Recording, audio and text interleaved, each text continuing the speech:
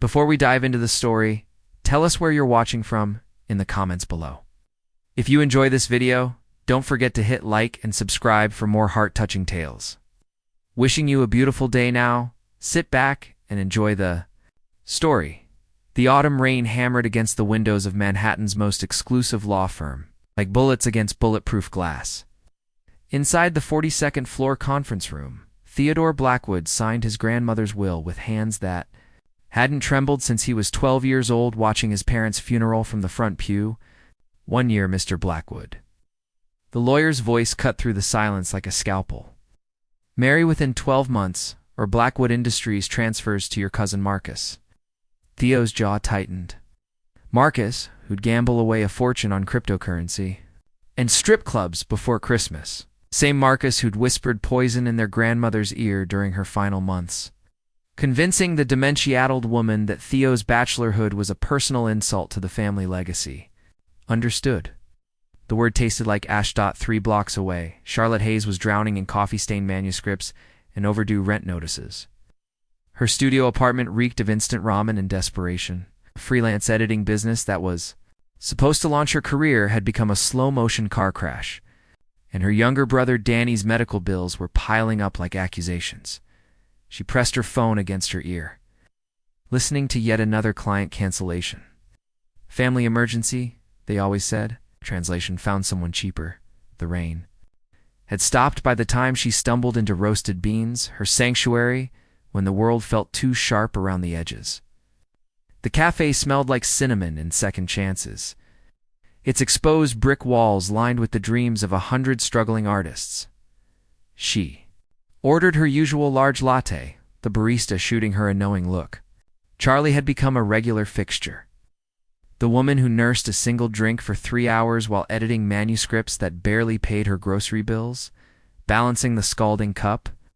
She turned toward her usual corner table. That's when the universe decided to play its cruelest joke. The collision was spectacular. Coffee exploded across an expensive charcoal suit like abstract art painted in caffeine and humiliation.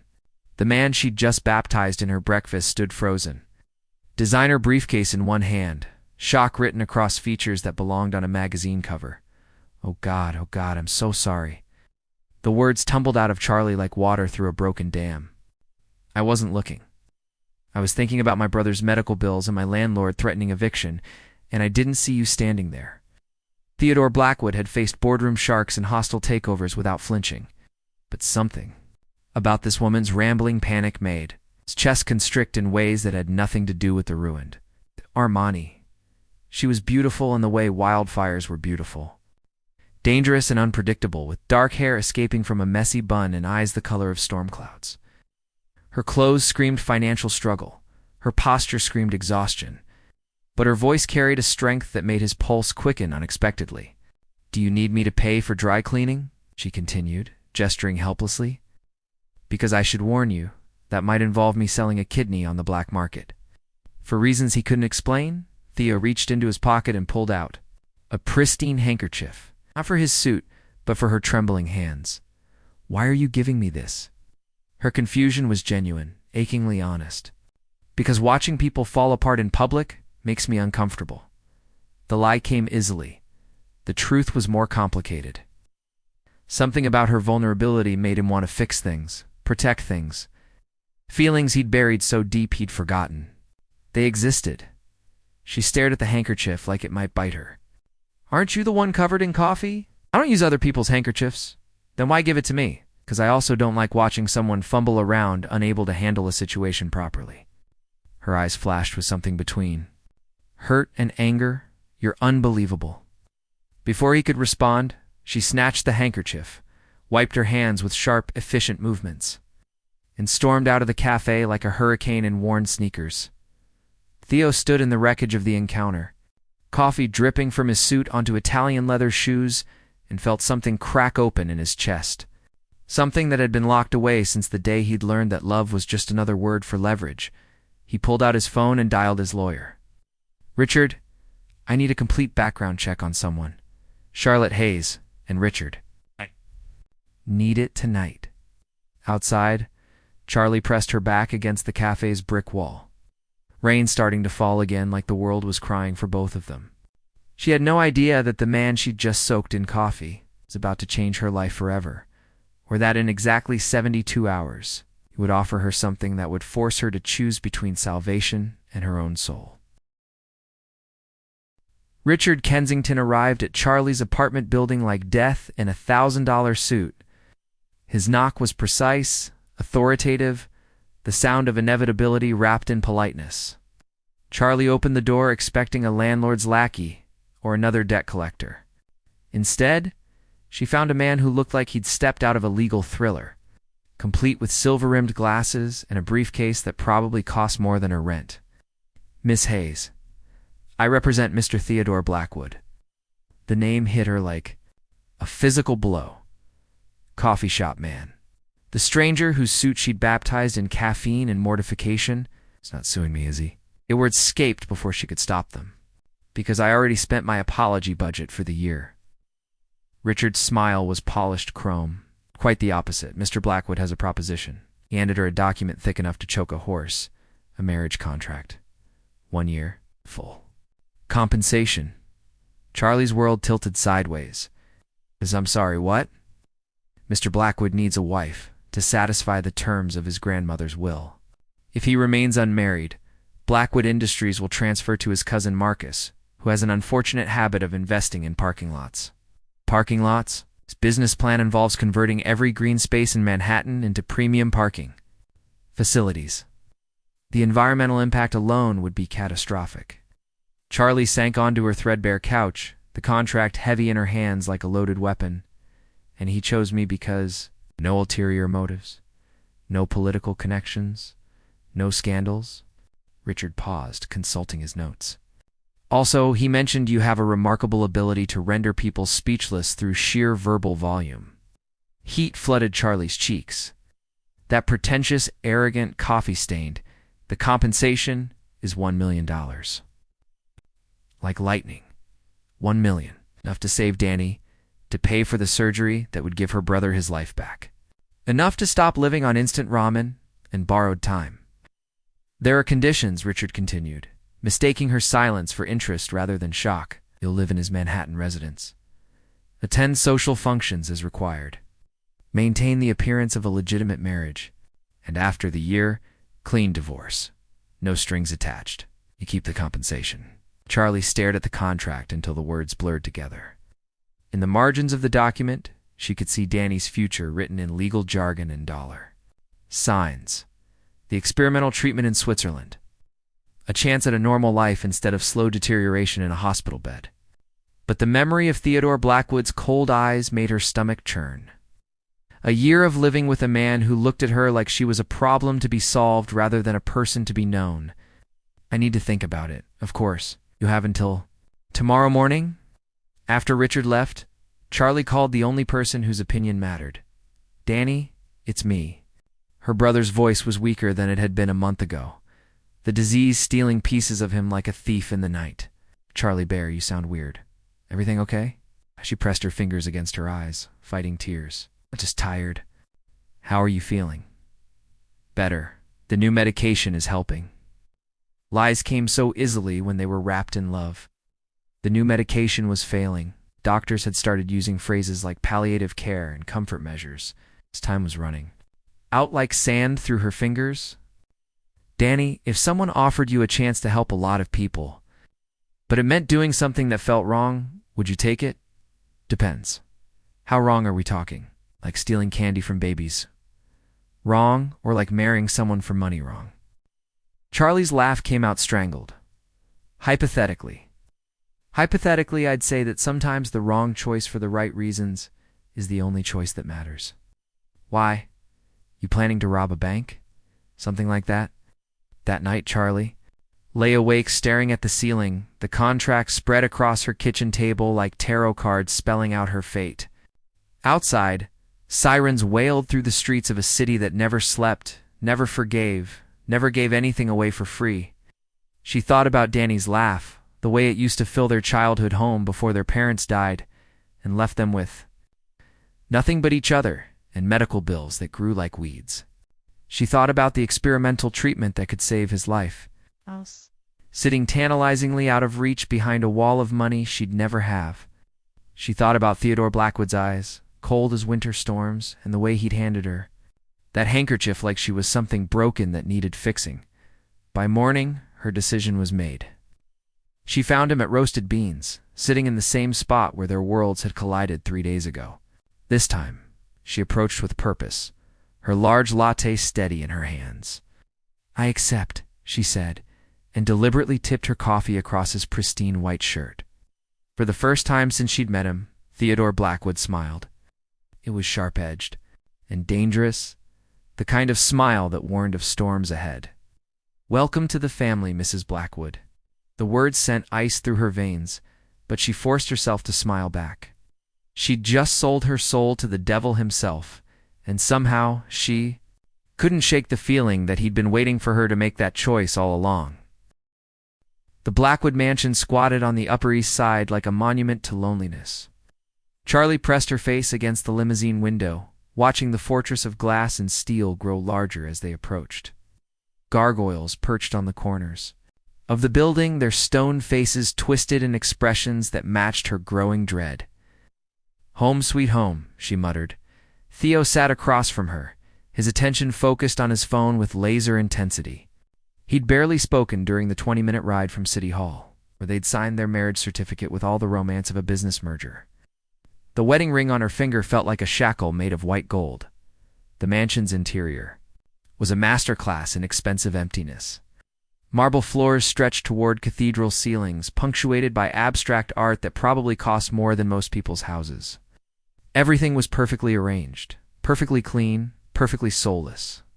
"The staff knows you're my wife," Theo said, leading her through rooms that felt more like museum exhibits than living spaces. "They've been instructed to treat you accordingly." "How generous." Charlie's voice echoed off the walls. "What do I get?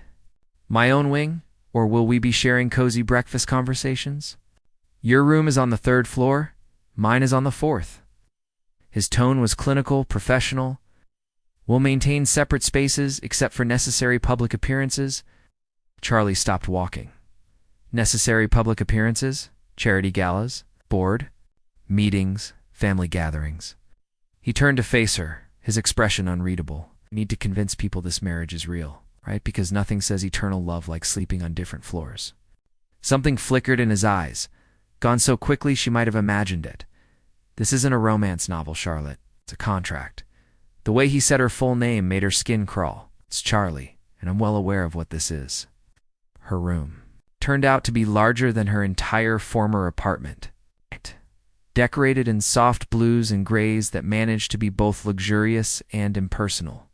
A king-size bed dominated the space. It's flanked by windows that offered a view of Central Park. It should have been breathtaking. Instead, it felt like a beautifully appointed prison cell. That first night, Shirley lay awake, listening to the house settle around her. Every creak and whisper seemed amplified in the silence, as if the mansion itself was judging her presence. Around midnight, she heard footsteps in the hallway outside her door. They paused for a long moment before moving away, she told herself. It was the security team making their rounds. The next morning brought their first real battle. Charlie had always been an early riser, a habit born from years of taking care of Danny before school. She padded downstairs in pajamas and fuzzy slippers, following the smell of fresh coffee toward what she assumed was the kitchen. What she found instead was Theodore Blackwood in a perfectly pressed shirt and tie, reading the financial section, while a uniformed chef prepared his breakfast with military precision. "Good morning, sunshine," Charlie said. Helping herself to coffee from an espresso machine that probably cost more than her car, Theo glanced up from his newspaper, his eyes taking in her rumpled appearance with obvious distaste. "There's a dress. Code for breakfast." "Really? Because the dress code I'm familiar with is wear clothes, which technically I am." "Mrs. Chen prepares breakfast at precisely 7. If you prefer to eat later, the kitchen staff can accommodate your schedule separately." Charlie felt heat rise in her cheeks. How thoughtful. Nothing says happy marriage like separate meal. "Times, this isn't a romance novel. I got it the first time." Charlie settled into the chair across from him, deliberately loud in the cathedral silence of the dining room. But here's the thing, Theodore. If we're going to convince people we're married, you might want to work on looking less like I'm an infectious disease. Mrs. Chen, a small woman with kind eyes and careful hands, set a plate of perfectly arranged fruit in front of Charlie. The gesture was so unexpectedly gentle that Charlie felt tears prick her eyes. "Thank you," she managed. Theo watched the interaction with something that might have been surprise. When was the last time someone had thanked his staff with genuine warmth? The thought disturbed him more than he cared to admit. Their first public appearance came 3 days later. The Morrison Foundation Charity Gala, an annual gathering of Manhattan's elite in their finest plumage. Charlie stood in front of her bathroom mirror, adjusting the sleek black dress that Theo's stylist had delivered that morning. She looked like money, like power, liked everything she'd never been and never wanted to be. The ballroom of the Waldorf Astoria glittered with crystal chandeliers and poisonous smiles. Charlie felt every gaze that followed them as they entered, whispers trailing behind them like toxic perfume. Theodore Blackwood's mystery wife. Where did he find her? She's nobody, a complete unknown. Theo's hand found the small of her back, his touch burning through the silk of her dress. "Smile," he murmured against her ear. "You look like you're attending your own execution, aren't I?" His laugh was soft, unexpected. For a moment she caught a glimpse of someone else beneath the marble facade, someone who might have been human once. Before the world carved the softness out of him, they worked the room like professionals. Theo introducing her to business partners and society wives with the same detached courtesy he might show a client. Charlie smiled until her face ached, making small talk about charities she'd never heard of and vacation homes and places she'd never visit. It was during the silent auction that everything changed. "Theodore, darling." The voice was honey over broken glass, sweet and sharp enough to cut. "You didn't tell me you were bringing a date." Charlie turned to find herself face to face with the most beautiful woman she'd ever seen. Platinum hair swept into an elegant chignon, blue eyes like Arctic ice, wearing a dress that probably cost more than Charlie's yearly salary. "Vivian." Theo's voice went flat, dangerous. "I didn't expect to see you here. Mama's on the board, you know that." Vivian's smile was predatory as her gaze settled on Charlie. "And you must be the mystery wife. How absolutely fascinating." The word wife dripped from her lips like acid. Charlie felt Theo tense beside her, his hand tightening on her back. "Vivian." Sterling, the woman continued, extending a perfectly manicured hand. "Theodore and I are old friends. Very old friends." The emphasis on very was unmistakable. Charlie shook the offered hand, feeling like she was grasping a snake. "Charlotte Blackwood," she replied, the fake name tasting like copper in her mouth. "How modern of you to keep your maiden name." Vivian's eyes glittered with malice. "Though, I suppose some traditions are harder to break than others." Before Charlie could respond, Vivian turned back to Theo. "You look tired, darling. Marriage not agreeing with you?" "I'm fine. Of course you are. You always were good at pretending." Vivian's smile turned nuclear. "Though I have to say I'm surprised you went for the whole white dress and wedding bells. Routine, especially after what you told me about never believing in fairy tales." The words hit Charlie like physical blows. She felt Theo stiffen beside her, saw something dangerous flash in his eyes. "If you'll excuse us," he said, his voice cold enough to freeze hell. "My wife and I were just leaving." As they walked away, Charlie caught Vivian's parting shot, delivered in a voice just loud enough to carry, "Give my love to Danny, won't you, Charlotte?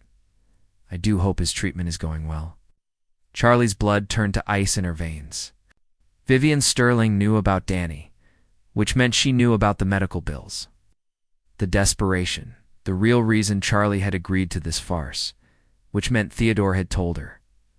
The betrayal hit harder than Charlie had expected, stealing her breath and making the glittering ballroom spin around her like a carousel of nightmares. "Charlie." Theo's voice seemed to come from very far away. "Charlie, we need to go." She let him guide her from the ballroom, through the hotel lobby, into the waiting limousine. The partition between them and the driver slid up with a soft whisper, sealing them in together. "How much does she know?" Charlie's voice was steady, which surprised her. Theo loosened his tie, the perfect composure finally cracking.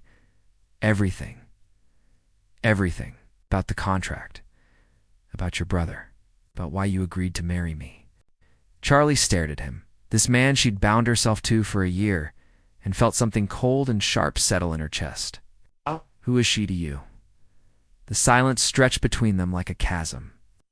When Theo finally spoke, his voice was barely above a whisper. She was supposed to be my wife. The limousine felt like a confession booth hurtling through the neon-lit streets of Manhattan. Charlie pressed herself against the far window, watching the city blur past in streams of light and shadow, trying to process the bomb that Theo had just dropped in her lap. She was supposed to be your wife, Charlie repeated, her voice eerily calm. Your actual wife, not your contractual one. Theo ran his hands through his hair, destroying the perfect styling that had taken his valet 30 minutes to achieve. It was arranged by our families when we were children. A merger disguised as matrimony. How romantic. There was nothing romantic about it. Vivian made that clear from the beginning. His laugh was sharp, bitter. She informed me on our engagement night that she had no intention of being faithful, but she'd play the part for the cameras and the board meetings. Charlie turned to study his profile in the passing streetlights. So what happened? I called it off. 2 weeks before the wedding, grandmother was furious, said I was throwing away the family legacy for pride. Theo's hands clenched into fists. She changed her will the next day. Marriage or nothing, and Vivian married my business. Rival 6 months later, Marcus Blackwood. The pieces clicked into place with sickening clarity. Your cousin Marcus, the parking lot enthusiast, the same. Vivian's been feeding him information about Blackwood Industries for 3 years. If he gains control of the company, she'll have access to everything. Every contract, every client, every secret. Charlie felt the foundation of her understanding shift beneath her feet. This isn't about your grandmother's will at all, is it? This is about stopping them. Theo's silence was answer enough. The mansion felt different when they returned, colder, more like the mausoleum Charlie had originally imagined. She followed. Theo into his study, a room she'd avoided until now. Floor-to-ceiling bookshelves lined the walls, filled with leather-bound volumes that looked untouched. A massive desk dominated the space, its surface covered with documents and financial reports. You used me, Charlie said, settling into the chair across from his desk. The whole damsel in distress act, the background check, the convenient timing. You knew exactly what buttons to push. Yes. The admission hit her like a slap. She'd expected denials, explanations, anything but the brutal honesty in that single word. Danny's medical bills, his condition.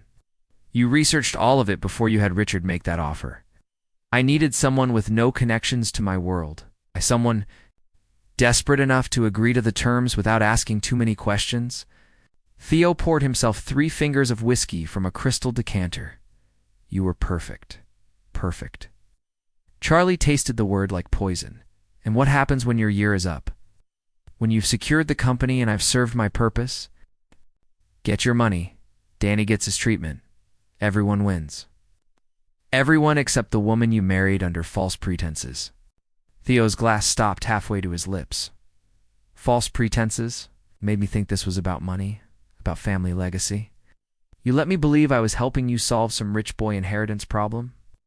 Charlie stood up, pacing to the window that overlooked the garden. I didn't sign up to be a weapon in your war against your ex-fiancé. Would it have changed your decision if you'd known the truth? The question hung between them like a blade. Charlie pressed her forehead against the cool glass, watching security lights illuminate the perfectly manicured grounds below. Would it have changed anything? Danny was still dying. The experimental treatment was still in Switzerland, still. Impossibly expensive, still her brother's only hope for a future. No, she whispered. It wouldn't have changed anything. And that's what makes this so much worse. Behind her, she heard Theo set down his glass with a soft clink. Charlie, don't. She turned to face him, tears she refused to shed burning. Behind her eyes, don't you dare try to explain this away. Don't you dare tell me it's just business when you've been lying to me from the moment we met. I never lied to you. You never told me the truth. There's a difference. Charlie moved toward the door, needing space, needing air. Needing to be anywhere but in this room with this man who'd played her like a violin. I'm going to call Danny. I need to hear his voice. Charlie, wait. But she was already gone, leaving. Theo alone with his whiskey and his ghosts? Charlie's phone call to Danny lasted 2 hours. She curled up on her oversized bed, listening to her brother talk about his physical therapy, his new roommate, the book he was reading, normal things, beautiful things. Things that had nothing to do with billion-dollar companies or society wives or marriages built on lies. You sound sad, Charlie Bear, Danny said, as their conversation wound down. Are you taking care of yourself? I'm fine. Just tired? The wedding planning getting to you? Charlie had told him she was dating someone new, someone who wanted to help with the medical bills. A lie had felt necessary then. Now it felt like another weight on her chest. Something like that. You know I love you, right? Whatever's going on, whatever you're dealing with, we'll figure it out together. We always do. After they hung up, Charlie lay in the dark, listening to the sounds of the house settling around her. Somewhere above, she could hear Theo moving. Around his room, footsteps stopped outside her door again, just like that first night. This time they stayed longer before moving away. She didn't sleep. The next morning brought unwelcome news. Mrs. Chen knocked on Charlie's door at dawn, her usually calm demeanor replaced by obvious anxiety. Mrs. Blackwood, there are reporters outside. Many reporters. Charlie stumbled to the window, pushing aside the heavy curtains. The street in front of the mansion was lined with news vans, their satellite dishes pointing toward the house like accusing fingers. Photographers clustered behind police barriers, their cameras trained on the front door. Her phone buzzed with a text from an unknown number. Check the morning news. With trembling fingers, Charlie turned on the television. Her own face stared back at her from the screen, a grainy photograph taken at last night's charity gala. The headline made her blood run cold. Blackwood's bride. A marriage of convenience or true love? The reporter's voice was crisp, professional, devastating. Sources close to the Blackwood family suggest that Theodore Blackwood's surprise marriage. To unknown freelance editor, Charlotte. Hayes may be nothing more than an elaborate scheme to satisfy the terms of his grandmother's will. The couple, who allegedly met just weeks ago, signed a prenuptial agreement that some legal experts are calling unusually comprehensive for a love match. Charlie's legs gave out. She sank onto the edge of the bed, watching her life implode. On live television, the reporter continued.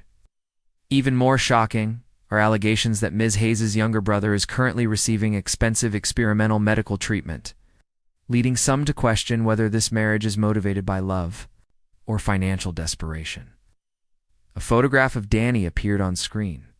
Danny in his hospital bed, Danny laughing at something off camera, Danny looking young and fragile and private. Images that should never have been public, stolen moments from the worst period of their lives.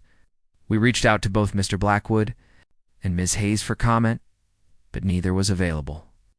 The phone in Charlie's hand buzzed again. Another text from Vivian. Told you, some traditions are harder to break than others. Check your email. He was shaking fingers. Charlie opened her email. The message from Vivian contained a single attachment, a copy of Charlie's marriage contract, complete with the financial terms, the duration clause, and Theo's signature. The third text arrived before Charlie could fully process the implications. 24 hours to annul the marriage and disappear, or this goes to every major news outlet in the country.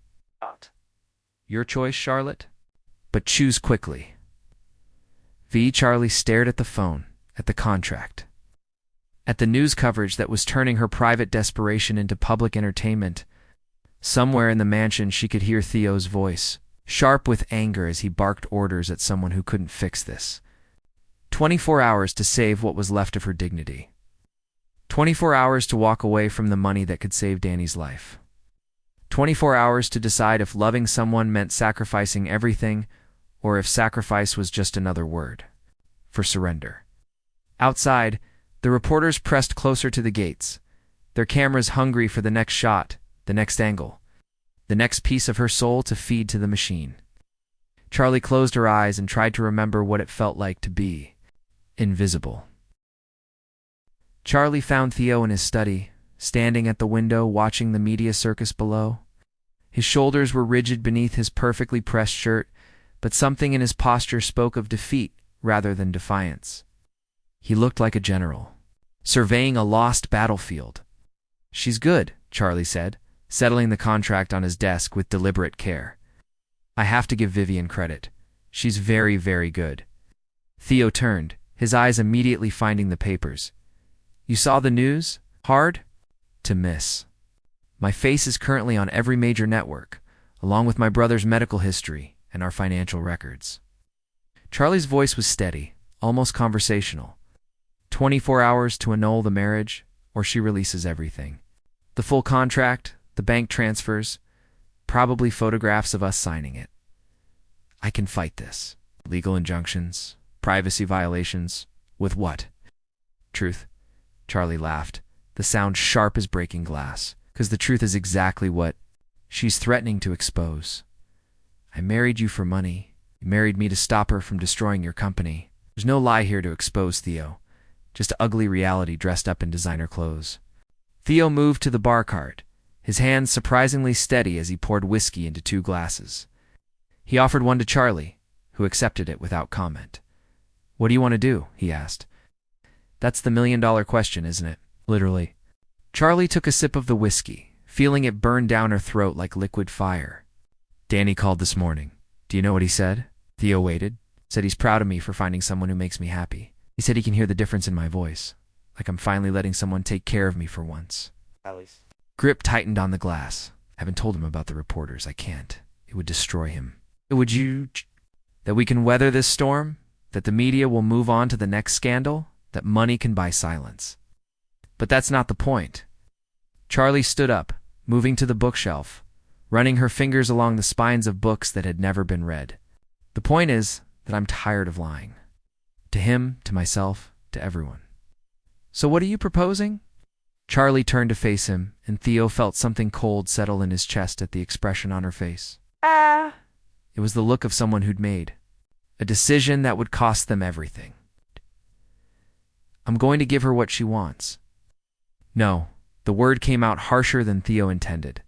"Absolutely not. Won't let you destroy your life for this. It's not your choice to make." Charlie's voice was quiet, final. "It was never your choice to make." The silence stretched between them like a chasm. Outside, camera flashes popped like distant lightning through the heavy curtains. "There's something else," Charlie said, reaching into her pocket. "Something Vivian doesn't know."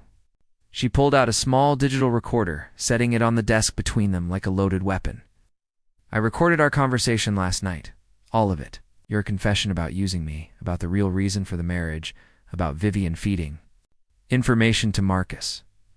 Charlie's smile was sharp, dangerous. "Turns out I'm not as naive as everyone thinks." Theo stared at the recorder, understanding dawning like sunrise after a long night. "You could destroy her with this." "I could. Corporate espionage, industrial sabotage, conspiracy to commit fraud, he'd face federal charges." Charlie picked up the recorder, turning it over in her hands. "But I won't." "Why?" "Because becoming like her isn't worth it. Because Danny deserves better than a sister who wins through blackmail and extortion." Charlie met his eyes, and Theo saw something in them that made his chest tighten. "Because somewhere in all this madness, I fell in love with you, and love doesn't win by destroying people." The words hit Theo like physical blows. "Charlie, don't.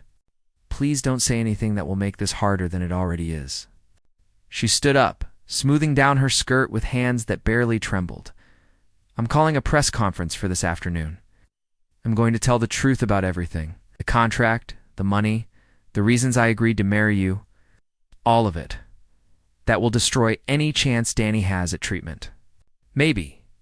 Or maybe there are other ways. Clinical trials, research grants, fundraising." Charlie's voice broke slightly on the last word. "I won't build my brother's future on a foundation of lies." Theo set down his whiskey glass with deliberate care. "And what about us?" "There is no us, Theodore. There never was. You made sure of that when you decided I was a problem to be solved, rather than a person to be trusted. The pain in her voice cut deeper than Theo had expected. He'd spent so many years building walls around his heart that he'd forgotten what it felt like when someone found a way through them. Only now, with Charlie preparing to walk away, did he realize how much light she'd brought into the darkness of his carefully constructed world. I never meant for you to get hurt, I know. But intent doesn't change impact. Charlie moved toward the door, then stopped. For what it's worth, I think you could have been someone worth loving, if you'd ever let yourself try. She was almost gone when Theo's voice stopped her. Wait, Charlie turned, hope and wariness warring in her expression. The recorder, Theo said. Give it to me. Theo, give it to me, and cancel the press conference. I won't let you sacrifice yourself, or I'm not sacrificing myself. I'm making a choice. It'd be the first real choice I've made in years. Ale stood up, moving around the desk until he was close enough to touch her. Vivian wants to destroy us? Let her try. But we fight back on our terms, not hers. What are you talking about? Marry me again? Charlie blinked. We're already married. No, we signed a contract. I'm talking about marrying you for real this time. No lawyers, no clauses, no exit strategies.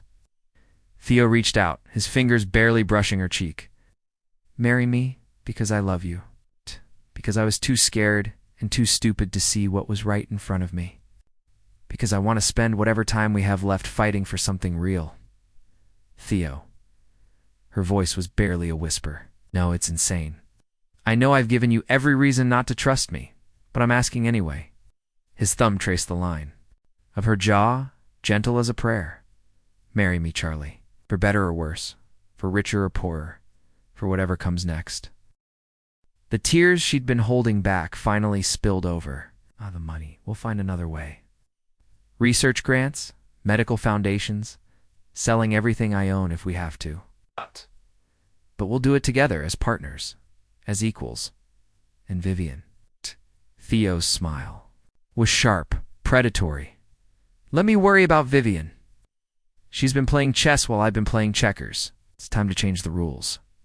2 hours later, Theo Blackwood walked alone onto the steps of the Manhattan courthouse, facing a wall of reporters and photographers. Charlie watched from the back of a hired car, the digital recorder clutched in her hands like a rosary. Ladies and gentlemen, Theo began, his voice carrying easily over the crowd. I called this press conference to address the speculations surrounding my marriage to Charlotte Hayes. Cameras flashed like strobing lightning. Questions flew from the crowd, like bullets. Is it true your marriage is fake? Did you pay her to marry you? What about her brother's medical bills? Theo held up a hand, and the crowd gradually quieted. 6 months ago, I was diagnosed with a terminal brain tumor.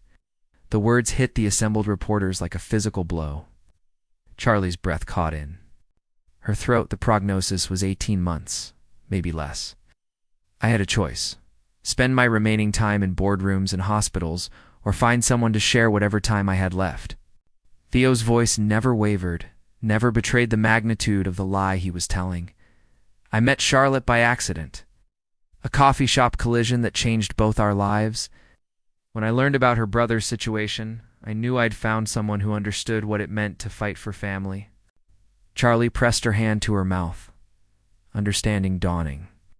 There would be no way to verify his medical records without violating privacy laws. No way to prove he was lying without destroying the very foundation of patient confidentiality. Our marriage may have started as a practical arrangement, Theo continued, but it became something else entirely. Something real, something worth protecting, a reporter shouted from the crowd. What about the allegations of corporate espionage? I'm glad you asked. Theo smiled, and Charlie felt her heart stop. This morning, my legal team filed charges against Vivian Sterling Blackwood and Marcus Blackwood for conspiracy to commit industrial espionage, fraud, and corporate sabotage. The evidence is comprehensive and damning. He held up a familiar device, the digital recorder. Sometimes the truth has a way of revealing itself at exactly the right moment. The crowd erupted in chaos. Charlie closed her eyes, feeling something shift inside her chest like a lock finally clicking open. 3 days later, Charlie found herself in a small chapel in Vermont, surrounded by autumn leaves and the scent of pine. Danny sat in the front row, looking healthier than he had in months thanks to a new treatment program. It's funded by an anonymous donor who had been moved by their story. The same donor who'd also funded a research grant that would keep Danny in treatment. For the next 5 years, Theo waited at the altar in a simple black suit. No designer labels or corporate armor. It's just a man who'd learned the difference between surviving and living. Ready? Danny asked, offering Charlie his arm. She looked down at her simple white dress. At the wildflower bouquet they'd picked that morning, at the small gathering of people who'd become family. Mrs. Chen dabbed at her eyes with a handkerchief. Richard Kensington stood as Theo's best man, looking slightly bewildered by the casual atmosphere. A handful of Danny's doctors and nurses filled the remaining pews. It's invited because they'd become part of their extended family during the long months of treatment. Ready, Charlie said. The ceremony was nothing like their first wedding. No lawyers. No contracts, no ulterior motives. Just promises spoken with full hearts and witnessed by people who mattered. When the minister asked if they had vows to exchange, Theo took Charlie's hands in his. I promise to tell you the truth, even when it's ugly. I promise to trust you with my heart, even though you've already proven you can break it. I promise to fight for us, for this, for whatever comes next. His voice broke slightly on the last words. I promise to love you for however long we have, whether that's 50 years or 50 days. Charlie's vows were simpler. I promise to see you. Not your money, not your power, not your mistakes, just you. I promise to choose you every day, even on the days when choosing feels impossible. I promise to build something real with you, something that can't be bought or sold or destroyed by people who don't understand what love looks like. When they kissed, sealing promises that meant everything and nothing, Charlie tasted tears on Theo's lips. She didn't ask if they were his or hers. It didn't matter. They belonged to both of them now. The reception was held in the chapel's garden, strung with fairy lights and filled with laughter that echoed off the surrounding mountains. Charlie danced with Danny, her brother spinning her in circles while she pretended not to notice how carefully he moved, how quickly he tired. Later, as the sun set behind the mountains, she found Theo, standing alone at the edge of the garden, looking out at the valley below. Regrets? She asked, settling beside him on the stone wall. Only one, he said, pulling her close. That it took me so long to understand what I was really looking for. And what was that? Home. He pressed a kiss to her temple. I was looking for home, and I found you instead. Instead, with you, I found home with you. 6 months later, Charlie would receive a call that would change everything. Experimental treatment had worked better than anyone hoped. Danny was in complete remission, his body finally winning the war it had been fighting for so long. A year after that, she would publish a book about love and loss and the choices that define us. It would become a bestseller, not because of her connection to Theodore Blackwood, but because of the raw honesty with which she wrote about second chances and the courage it takes to choose hope over fear. 2 years after their Vermont wedding, she would give birth to twins, a boy and a girl, who would grow up in a house filled with laughter instead of silence. Love instead of contracts, truth instead of carefully constructed lies, but all of that was still in the future. For now, there was just this moment. The weight of Theo's arm around her shoulders, the sound of Danny's laughter drifting from the garden, the knowledge that sometimes the most broken people find a way to heal each other, sometimes love really is enough. Sometimes the fairy tale is real, sometimes the choice to trust, despite every reason not to, leads to something beautiful and lasting and true. Charlie leaned into her husband's warmth and watched the first stars appear in the darkening sky, knowing that whatever came next they would face it together. The end asterisk like this video, if the story touched your heart. Subscribe for more emotional tales and share with someone who believes in the power of true love. And let us know in the comments. We love connecting with our global community of romance lovers.